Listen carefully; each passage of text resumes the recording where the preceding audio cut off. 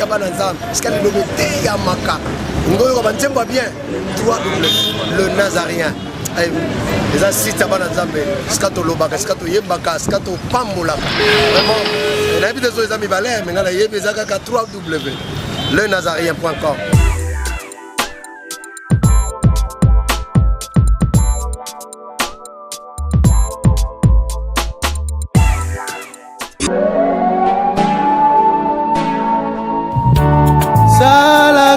Bien-aimés dans les seigneurs, ça c'est un rendez-vous à ne pas manquer. Rendez-vous, bien sûr. Écoutez, l'église du Saint-Esprit au Congo en collaboration avec le mouvement chrétien d'évangélisation mondiale Tambulukoki et la congrégation Foi Audacieuse Internationale vous invite à une grande conférence internationale des serviteurs de Dieu qui aura lieu du lundi 7 au vendredi 11 juillet 2014 à partir de 8h30 à 13h avec le coach international, l'incoufamable avant les temps des dieux, l'imboucamable son éminence apôtre Tambulukoki Ignace Néhémie Abraham. Écoutez les thèmes, la rédemption et coaching tous dans la salle Algarve 6 au numéro 231 de l'avenue Kabinda à côté de la RTNC dans la commune de Lingwala. Ah bon, mais ça c'est spécial. Bien sûr, c'est spécial avec comme orateur l'évangéliste John T.L. Mashba de la Hollande,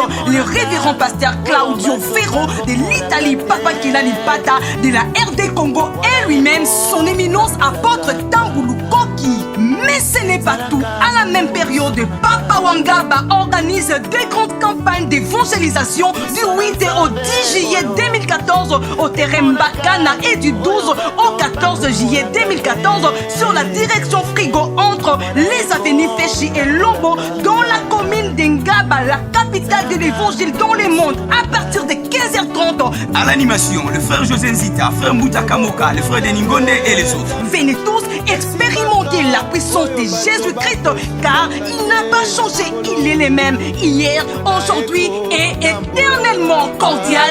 Bienvenue à tous. Détruire et ça la famille, asa ko détruire et ça la nation, asa ko détruire et ça la population, ba relation a continue ba kwenyoso pona ko yeba na kat na ko détruire. Voilà pourquoi chose promis et chose dite yango na tongo na lelo na sepeli to yeba na kati na ko kabola maloba oyo na se yangolu na nzambe. Toza na mukanda ya 1 roi chapitre nango 13.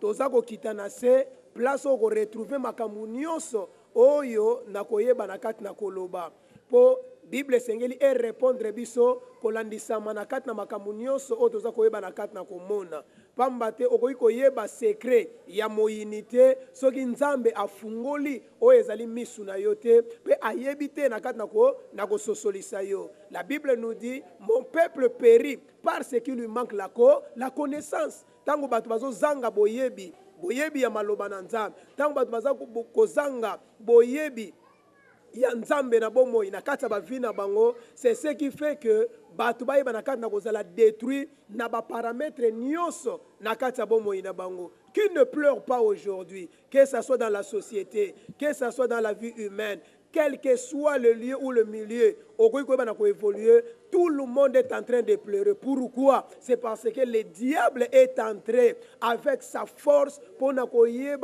kotisa ba ruse na ye to mayele na ye ya mabe afin que peuple ya nzambe ba ye banakati na kozala détruit. Mais ce qui lelo oza averti na kati ya makambu oyo ozo banakati na kosala okoye banakosala ngo malamu, puisque le peuple ne sont pas avertis. Voilà pourquoi makambu ebele na ba vie na bango ezoye banakati na kozala détruit. Et na vie mutu oyo azali agent causante ya ba malheur ya bato ebele lelo na mabota tobotami na ba société tozo sala pe ba makambu nyonso toza nango, c'est le diable. Yangwana nous devons épingler, entrer en profondeur pour tout le monde comprendre ba ruse na ye, afin que soko ozali en face ya mutu oza en face ya place songolo à partir ya mayelo yo kozanango o comprendre mayele ya mabe oyo moyini oyo diable akoki koyeba na kokotisa na kati ya bomoi na yo. Voilà pourquoi nazotanga muke na kati ya 1 roi chapitre 13 ndenge na prometaki biso Maloba Nzambe elobi boye. Or, il y avait, dans verset 11, or, il y avait un vieux prophète qui demeurait à Bethel. Ses fils vinrent lui raconter toutes les choses que l'homme de Dieu avait faites à Bethel ces jours-là, et les paroles qu'il avait dites au roi. Lorsqu'ils eurent fait le récit à leur père, il leur dit, par quel chemin s'en est-il allé? Ses fils avaient vu par lequel chemin s'en était allé l'homme de Dieu qui était venu de Juda. Et il dit à ses fils, scellez-moi l'âne. Ils lui scellèrent l'âne et il monta dessus. Il alla après l'homme de Dieu et il le trouva assis sous un térébite. Il lui dit, es-tu l'homme de Dieu qui est venu de Juda? Il répondit, je le suis. Alors il lui dit, viens avec moi à la maison et tu prendras quelque nourriture. Mais il répondit, je ne puis ni retourner avec toi, ni entrer chez toi. Je ne mangerai point de pain, je ne boirai point d'eau avec toi en ces lieux-ci. Car il m'a été dit, par la parole de l'Éternel, tu n'y mangeras point de pain et tu n'y boiras point d'eau. Et tu ne prendras pas à ton retour le chemin par lequel tu seras allé. Et il lui dit, moi aussi, je suis prophète comme toi. Et un ange m'a parlé de la part de l'Éternel et m'a dit, ramène-le avec toi dans ta maison et qu'il mange du pain et boive de l'eau. Il lui montait. Yogande Bible lobby, il lui montait. Abandai kosaye.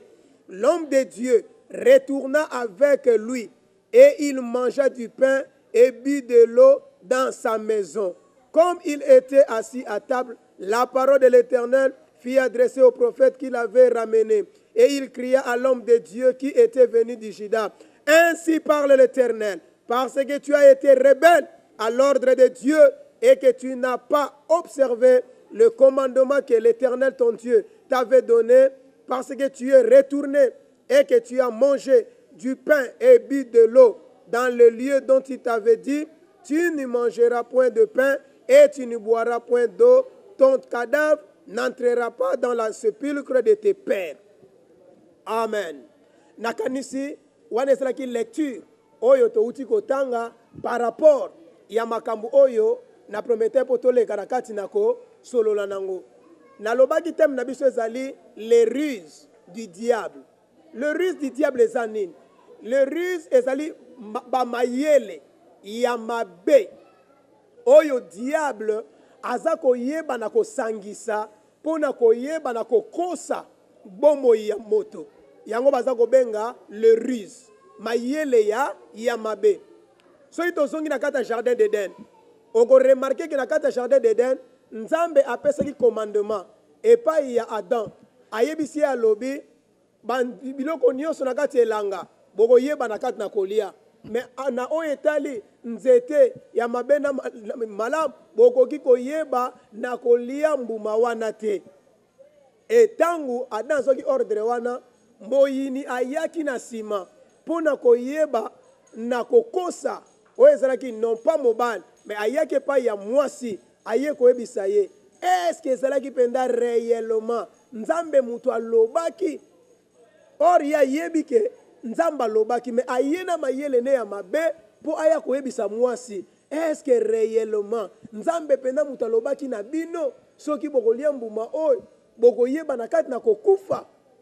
Nzoka tanga solo bandengo wana azoyeba na kati na kokosa bango na nini na likambo oyo ye abandai koyeba na kati na kosala et totali suka mayele ya mabe oyo ya yaki nango pa ya mwasi et finir par koyeba na ko faire fléchir mwasi ayebaki na kati na kokweya alie mbuma asilisi abombi l'air mobali pe aye apesi ye etala lelo ndenge monde eyebaki na kati na kokota na kati ya kao monde koti na kao en quoi na nzela ya ruse oyo moyini ayaki nango na kati ya jardin d'Eden.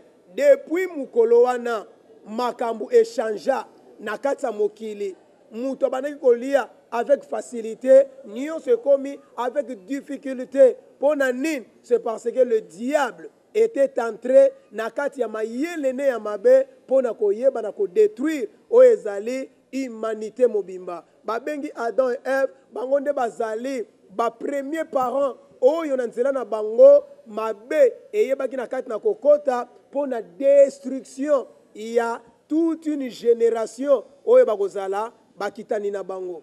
C'est pour dire quoi? Elinko lakisa que frères et sœurs dans le Seigneur bandeko nyonso bozolandanga na kati na moment oyo boyeba yango malamu que le diable existe et mayele ne ya mabe ezo continuer kosala musala na yango na kati ya bombo ya nani ya batu. Lelo place nyonso batu bazali diable azawana. Place nyonso ba relation ezali diable azawana. Place nyonso misala ezali diable azawana. Mabalo batu babalani diable azawana. Ba fiançailles yo batu bazanango diable azawana. C'est-à-dire na kati ya bakwe nyonso oyo mutu aza koyeba na kotambola diable azawana pona komema toujours mayele ya mabe. Landa likambu oyo Bible lobi moyini ayaka kobebisa kopanza pe koboma.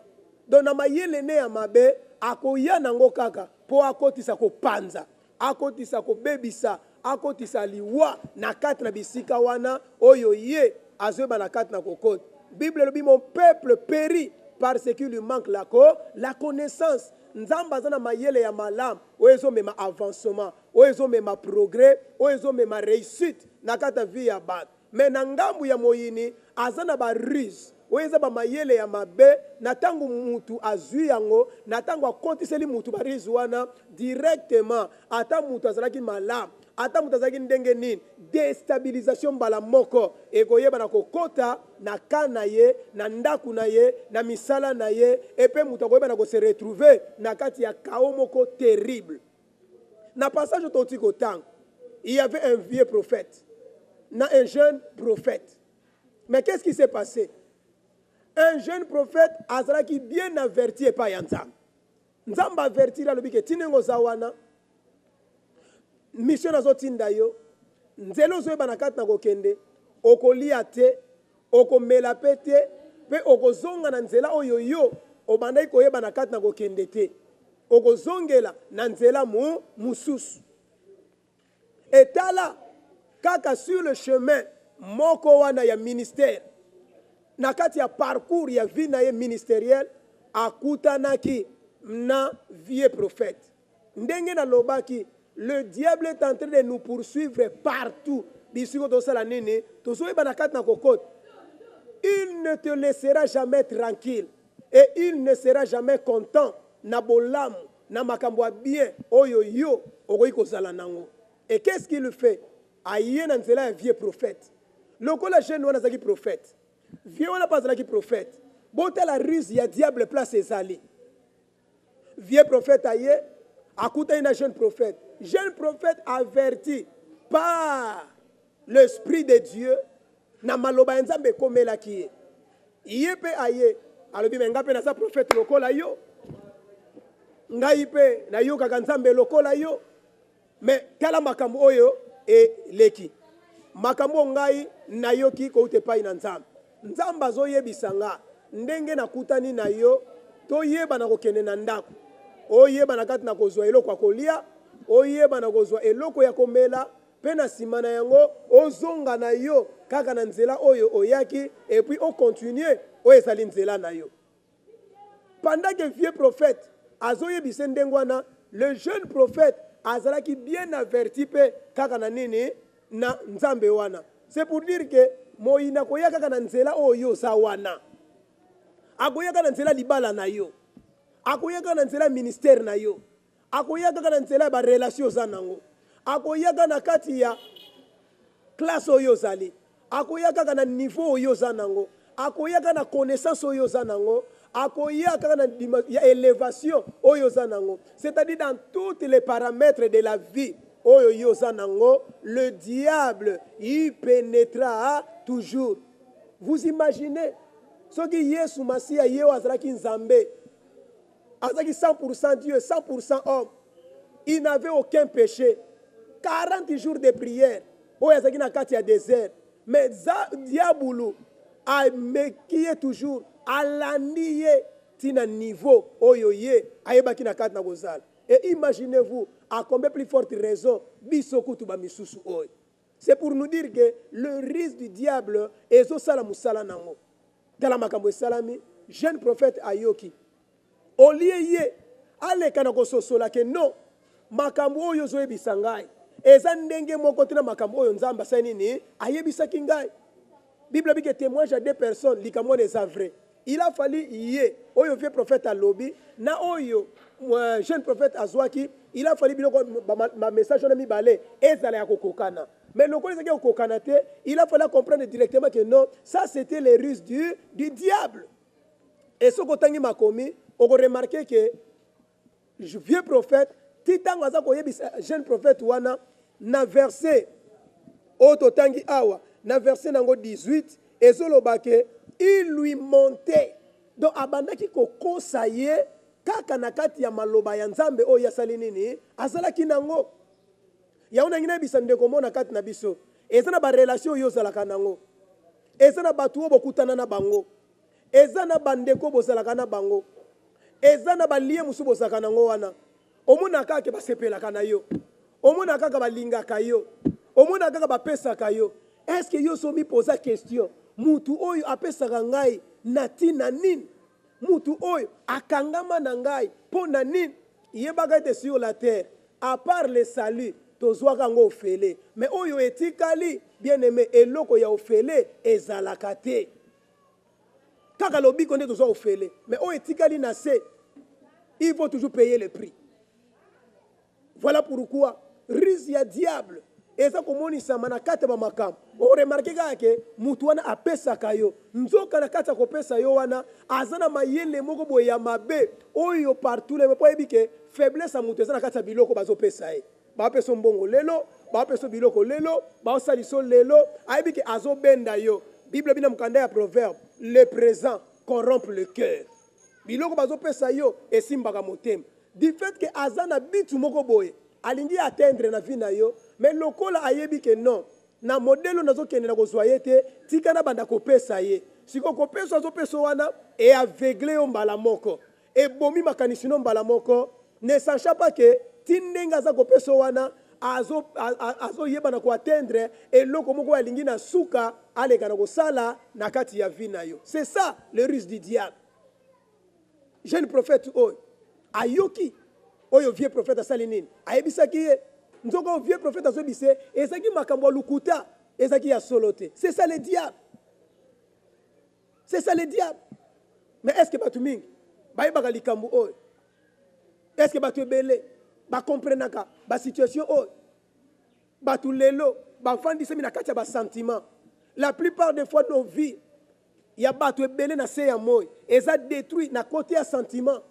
Ozomonaka modèle oyo bazo kajole vie na yo. Ozomonaka modèle oyo bazo kangama na yo. Ah réellement ndeko mwasi wa linginga, réellement ndeko mobali wa linginga, réellement muto penda zo sepela nanga, mais ozo yeba te nzoka azo préparer munduki moko beto na suka. Azo préparer malheur moko akobeto na suka. Oyebi ke kumoko ya ennemi ekolongolo na kati ya ring. Tala ndeko ministère katana akufa brutalement. Pona nini ayoka ki jeune prophète nzoka jeune prophète wana azabika prophète lokola ye mais lokola zaki na ba ruse du diable mayele mabe ya satan zaki na kati na ye akosi jeune prophète eta le jeune prophète oyo asali nini ayebi na kati na kokufa. Combien de jeunes bazo kufa lelo?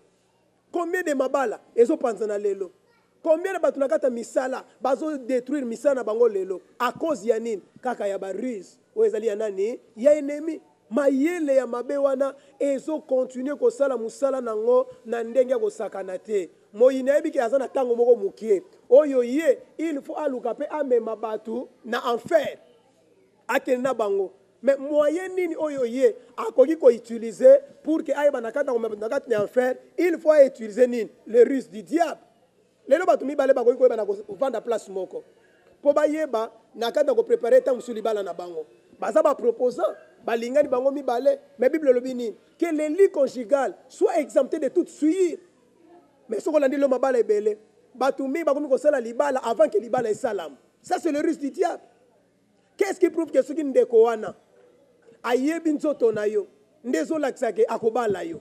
Combien de personnes babimi na bango lelo tala risi ya diable ona kobala yo ona kosalela yo boy ona kaka mukolo oyo yo osalaki erreur opesi ye kaka nzoto na yo bobima kaka na ye complication ebanda lelo combien baza na bandako asimbi mutu abia soki na yebaka nde il fallait pas naleka na kosala ye boye kaka depuis nasala bongo makambo esali nini échangea lelo makambo wana bato ebele bazomona yango ndenge nini bavi na bango eza détruit. Ça c'est les ruses du diable. Combien de personnes lelo bakabwani babebi, combien de personnes lelo makambo ezo simba lisusu te pona nini mayele ya mabe oyo moyini akotisaki na ba relation oyo yasali nini azalaki nango lelo surtout na kati ya ku oyo diable azobana ko préparer po ayebi ke akomi déjà na suka tala ndenge pasi ekoti na kati ya mboka pasi ekoti na ba parametre nyonso ya vie ezali moko ya arme oyo diable aza koutilize na kati ya barise na ye po ayebi ke mutu akoka lisusu pasi te mutu akoka konyokwama te ntango akoyele mayele wana ya mabe mutu akoloba ekosala nini mbala moko kaka ntango obi esala nini mbala moko kaka lere ta yo ozokende na kati ya makambo wana nzoka ezali mayele ne ya mabe et c'est pour que ta vie eyeba na kati na kobeba et c'est pour que ta vie eyeba na kati na kozala nini détruit. Mayele mabe ya satana mingi babandaki na molimo lelo baza wapi bakoti na kati ya musuni barisi ya diable lelo tobandeki komona bato oyo batalisaka maboko bazaki na kati ya mokili mais lelo tozoloba awa na mokili baza lisusu te lelo tokomi komona bango na kati ya mosala ya nini ya nzambe bango lelo nyonso babimi na banani baprofete estce bango nyonso baza baprofete mingi baotamona barisi ya diable tellement ke moto alingi prophétie ntango bazosakola mpo na ye ya monikaki ya nzambe azolo nzoka nde eza na kati ya barisi ya moyini leta oyo ozolanda babiloko wana ezokende mpe kodétruire bomoi na yo. Bible elobi nini? Examinez toutes choses, ne mettez pas foi à tout esprit, mais examinez-les. Mais lelo bato na banda nzambe bakomika bindima ndima tout prophétie bakoleka na koyebisa ye mbala moko kaka ndimi yango azwaka ta temps ya examination te azwaka ta temps ya kotala te ke soki oyo euti mpenza epai ya nzambe. Or les gens oublient que le diable a des ruses. Le diable aza na bamayele ya mabe emonanaka boye mbala moko te ezalaka au fur et à mesure ntango bozofanda na mutu ntango bozofanda na mutu au fur et à mesure bozofanda na barelation nde c'est par là okoleka na kati na koyeba ke non mutu oyo amemanga na ngambu ya mabe na nde nini okoyebela yango okoremarke ke na kati ya makambo aza kosala azomengo mingi na nzela ya masumu na nzela ya mabe ntango ozomona bamakambo wana comprend tout simplement que non relation oyo eza na ndenge ya mabe. Pourquoi? C'est parce que nzela ozomemanga eza nzela ya nini ya masumu. Et à partir ya wana Bible elobi na biso nini? Il faut condamner le mal. Tango yo remarqué que na relation na biso, on remarqué que na bokutani na biso, tozalaki bien. À un certain moment, mutonga bandi ko chavirer, à un certain moment, abano conduire banzela mabe, il faut s'arrêter. Ko ebise que non, plus jamais ça, ngana ebela ki yo boyete. Lokolo kotina kata makambu o, ngana yo tosali nini? Tokabwani. On ne peut jamais collaborer avec le mal. Le diable et Dieu ne peuvent jamais collaborer ensemble. Le ténèbre et la lumière ne peuvent jamais collaborer ensemble. C'est ça la grande réalité. Voilà pourquoi, peuple du Seigneur, nakat na likambu oyo, outi nakat na koyoka, sois sage. Et que le Saint-Esprit de Dieu aille banakat na kosunga yo. Tala ndenge jeune prophète. Abebisi ministère na ye, Nathan o ezalaki esengela kite. Pourquoi? C'est parce que amitikaki nakat ya rise ya diable. Et pona kosukisa, soki okute na likambu, oyo mutazo biso ke nzamba lobeli ngai. Eza mabete soki nzamba lobeli yo yebise ke ngai pe nazosela pe nzamba sala nini alobelanga po oyo nzamba lobeli yo na oyo nzamba eko lobelanga soki ezali identique nena ndimike ya solo euti pa ya nzamba. Mais soki oyo zoloba nzamba lobeli yo eki nzamba lobela kingeza ndenge mususu comprend tout simplement que oyo muto na za koya nango ezali rise ya nini ya diable. pour témoigner à 2 personnes likambo wana eza réel mais ndeni yo na likambo mosusu ngapi naza likambo mosusu ndenge nini nakokoyeba ke wana euti epai ya nzambe voilà eloko oyo bana nzambe esengeli bacomprendre langage ya nzambe na langage ya diable ezaka toujours ndenge moko te ezaka toujours différent et ntango différence bandi kokota na kati ya balangage na makambo oyo oza kosala comprendre que ça c'est le diable qui est entré mpona koluka kodétruire oyo ezali nini bomoi na yo. Voilà, bien-aimé dans le Seigneur, c'est que Dieu a voulu réellement que tout yeba na kati nako sosola pe ko se faire comprendre en ce qui concerne le rustre du diable et na kata makambo wana.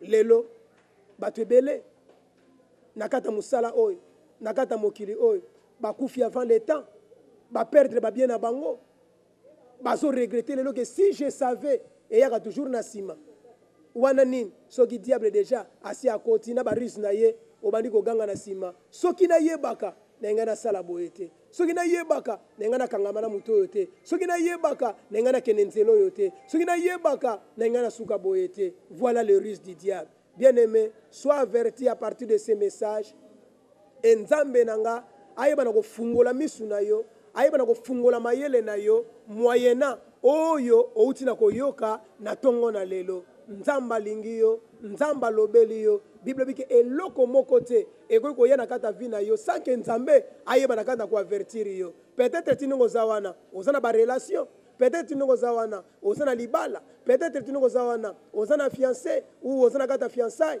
peut-être tinongo zaliwana, ozana société, peut-être tinongo zaliwana, ozana banzela na yo oyo yo, ozana na kata ko tambola. N'oublie pas que le ruse du diable est là pour elongola yo na chemin ya malam oyo zanango. Et moyennant ces messages, ezo peso mayele pour que yo oyeba na kati na kososola pe oyeba na kotambola malam elongo na nzambe oyo ayebi na kati na kobenga yo. Voilà, c'est pas ce message nde nandimi naeba na kati na ko sukisa maloba ya nzambe na tongo ya lelo. Na pesi bino nyonso merci bandeko oyo boyebaki na kati na kolandanga na www.lenazaréen.com. Na derrière les caméras tozaki na ndeko na biso Diem Muyaya et na montage tozaki na ndeko na biso Lido Pro et bongo na coordination tozaki na Tiffany Mokwa. Mbote na bandeko nyonso na bosanite bandeko baza na Paris na pesi Luz Antimba Ariane Mbote mingi na pesi oezali Hélène Luz Mbote mingi na pesi oezali bandeko nyonso baza na Irlande na pesi bango Mbote Fred nanga Désiré na pesi Mbote ya mingi koleka na bosanite bino nyonso boza tellement ebele na bosanite et sans oublier mon père Mouze Gédéon Lumana na PCP Mbote ya mingi oyo azosala ke na ngolu ya nzambe na nzela na ye toyeba na koteya maloba ndenge toza kobimisa yango na se na ngolu na nzambe e na bosanite famille nanga momba Christe roi nzambe na lola apambola bino elongo na corps de Christ nyonso pe na bandeko bakokota na kati na chaîne oyo ya www.lenazaréen.com tika nzambe nanga ayeba na kopambola bino nyonso na kombo na Yesu.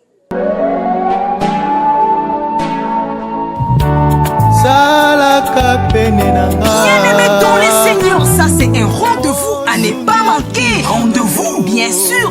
Écoutez l'église du Saint-Esprit au Congo en collaboration avec le mouvement chrétien d'évangélisation mondiale Tambuluko qui est la congrégation foi audacieuse internationale vous invite à une grande conférence internationale des serviteurs de Dieu qui aura lieu du lundi 7 au vendredi 11 juillet 2014 à partir de 8h30 à 13h avec le coach international, l'incoufamable avant les temps de Dieu, l'imboucamable, son éminence apôtre Tambuluko qui Ignace Néhémie Abraham. Écoutez les thèmes, la rédemption et coaching, tous dans la salle Algarve 6 au numéro 231 de l'avenue Kabinda à côté de la RTNC dans la commune de Lingwala. Ah bon, mais ça c'est spécial. Bien sûr, c'est spécial avec comme orateur l'évangéliste John T.L. Mashba de la Hollande, le révérend pasteur Claudio Ferro de l'Italie, Papa Kilali Pata de la RD Congo et lui-même son éminence apôtre Tamboulou Koki. Mais ce n'est pas tout. À la même période, Papa Wangaba organise des grandes campagnes d'évangélisation du 8 au 10 juillet 2014 au terrain Mbakana et du 12 au 14 juillet 2014 sur la direction Frigo entre les avenues Féchi et Lombo dans la commune d'Engaba, la capitale de l'évangile dans le monde, à partir de 15h30. À l'animation, le frère José Nzita, frère Mouta Kamoka, le frère Denis Ngonde et les autres. Venez tous expérimenter la puissance de Jésus-Christ car il n'a pas changé, il est le même hier, aujourd'hui et éternellement cordial. Bienvenue à tous.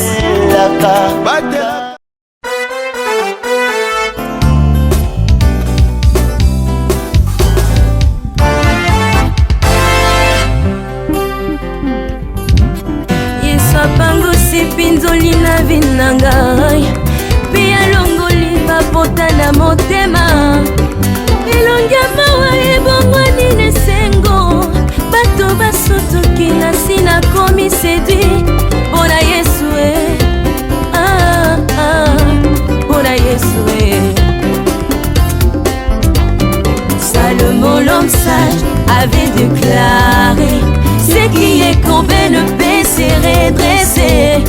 Tango Yesu aye mokolo na sabata ye abongisi mokongo na ngai bato basutuki ngai nakomi geri mpona Yesu mpona Yesu mpona Yesu